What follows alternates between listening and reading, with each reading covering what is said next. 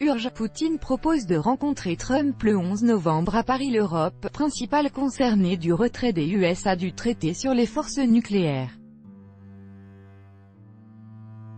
En décidant de se retirer du traité sur les forces nucléaires à portée intermédiaire, FNI, les États-Unis mettent avant tout en danger leurs alliés en Europe où ils relocaliseront les missiles qu'ils avaient retirés en 1987, a indiqué à Sputnik l'analyste militaire russe Viktor Litovkin.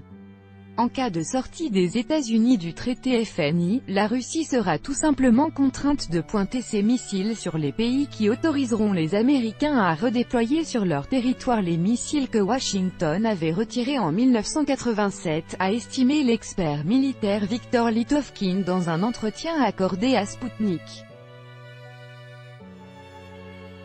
Et il s'agit pratiquement de tous les pays membres de l'OTAN qui ont aujourd'hui perdu leur souveraineté. Par conséquent, l'Europe devra désormais vivre dans la ligne de mire des missiles russes.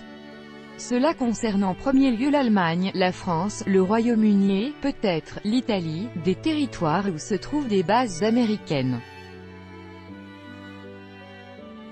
Dans de telles conditions, il faudra oublier toute perspective d'amélioration des relations entre la Russie et les Européens, a poursuivi l'interlocuteur de l'agence.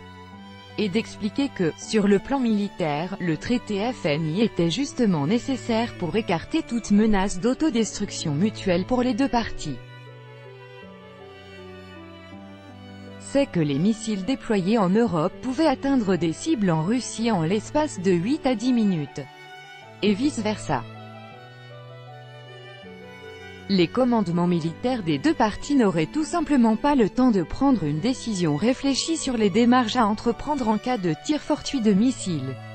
Aussi, le démantèlement des missiles à portée intermédiaire a-t-il été un grand acquis à l'époque. Il a réduit la tension entre les deux parties, tout en renforçant leur confiance mutuelle, a relevé M. Litovkin. Et de prévenir que le retrait des États-Unis du traité FNI pourrait bien pousser la Russie et d'autres pays à accélérer la course aux armements. Cela leur permettrait d'équilibrer leurs forces avec celles des États-Unis qui veulent à tout prix dominer la planète, alors que ce traité empêchait manifestement leur hégémonie, a résumé l'interlocuteur de Sputnik. Signé le 8 décembre 1987 par le président américain Ronald Reagan et le secrétaire général du Parti communiste de l'URSS Mikhaïl Gorbatchev, le traité FNI visait à détruire en 3 ans les missiles d'une portée de 500 à 5500 km.